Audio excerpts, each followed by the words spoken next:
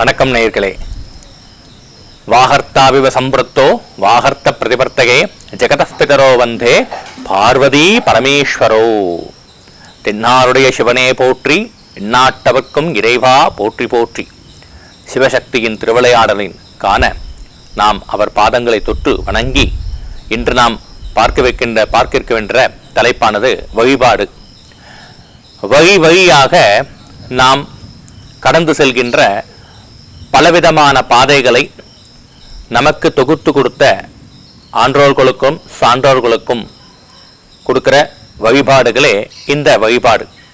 பண்பாடு, கலாச்சாரம், நாகரீகம் இவை அனைத்தும் இந்த வழிபாட்டு முறையில் இயங்குகின்றன. முதலாவதாக நாம் பார்க்க வேண்டியது என்னவென்றால் தெய்வ வழிபாடு. தெய்வம் என்பது பொருள் என்னவென்றால் நமக்கு மேலே உள்ள ஒரு சக்தி. இதையேதான் நாம் 4 யுகங்களாக பார்த்து வருகிறோம். கிருதயுகம், திரேதாயுகம், துவாபர யுகம், கலியுகம். இந்த 4 யுகத்திலும் தெய்வ வழிபாடு சிறந்ததாக அமைகிறது.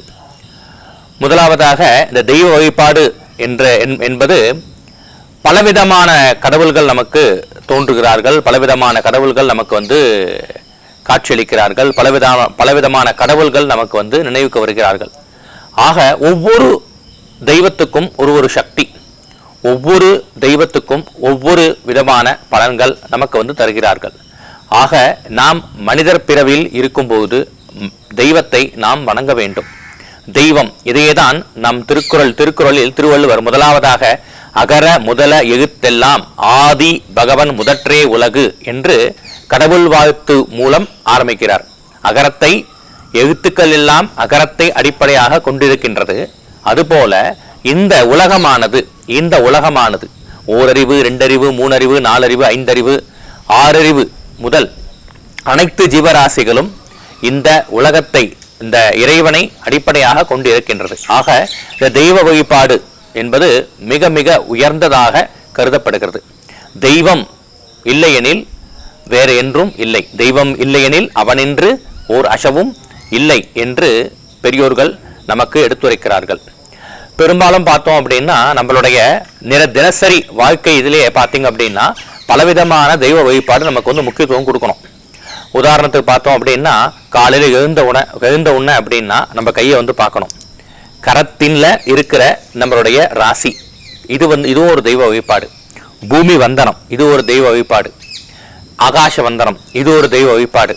அடுத்ததாக கங்கை, நம்மளுடைய தினசரி நம்ம ஸ்நானம் பண்ற வேண்டிய நதி, அந்த நதியில ஒரு வந்தனம். கங்கேச்சே யமுனே செய்வ கோதாவரி சரஸ்வதி நர்மதே சிந்து காவேரி ஜலேஸ்மின் சந்நிதிம் குரு அப்படின்னு ஜலத்துக்கு ஒரு வழிபாடு. ஆக இவை அனைத்தும் பார்த்தோம் அப்படின்னா பஞ்சமுதல் தத்துவங்கள், பெரிய புராணமா இருக்கட்டும், திருவிளையாட புராணமா இருக்கட்டும், சேக்கிழார் எழுதிய பெரிய புராணம், எல்லா புராணங்கள்லையும் இத்திஹாசங்கள்லையும் பார்த்தோம் தெய்வ வழிபாடு முக்கியதாக கருதப்படுகிறது. ஆக இந்த தெய்வம் என்பது நமக்கு துணையாக இருக்கும். இதையேதான் பெரியவர்கள் சொல்றாங்க, மாதா பிதா குரு தெய்வம். மாதாவை, பிதாவை, குருவை நாம் மதித்தோம் என்றால் தெய்வம் நமக்கு துணையாக இருக்கும் என்று சொல்கிறார்கள். தெய்வத்தான் ஆகாது எனினும் முயற்சித்தன் மெய்வர்த்த கூலி தரும் அப்படின்றது என்ன விஷயம்னா, தெய்வம் என்பது 2 பொருள் தரும். ஒன்னு தெய்வம் கடவுளை தரும், இன்னொன்னு தெய்வம்ங்கிறது நம்ம செய்கின்ற கடமைகளை, நமக்கு செய்கின்ற நம்ம உயர்த்திய விஷயங்களை, அந்த விஷயங்கள் கூட முயற்சி இல்லாத நம்ம முயற்சி எடுத்தோம் அப்படின்னா அது தெய்வம் நமக்கு சாட்சியாகவும் துணையாகவும் இருக்கும் என்று இது திருவள்ளுவருடைய வாக்காகும். ஆகவே இந்த தெய்வ வழிபாடு என்பது ரொம்ப ரொம்ப ரொம்ப நம்மளுடைய பண்பாட்டு கலாச்சார நாகரிகத்துல பல நூற்றாண்டு, பல ஆயிரம், ஏன் கல் தோன்றி மண் தோன்றா காலத்துக்கு முண்டையிலிருந்தே தெய்வ வழிபாடு என்பது நமக்கு கொடுத்துருக்கிறார்கள். நம்ம செஞ்சுட்டு இருக்கணும். இது தெய்வ வழிபாடாகும். அடுத்ததாக நாம் பார்க்கின்ற அடுத்த விஷயம் என்ன அப்படின்னா ரிஷிக்கல் வழிபாடு.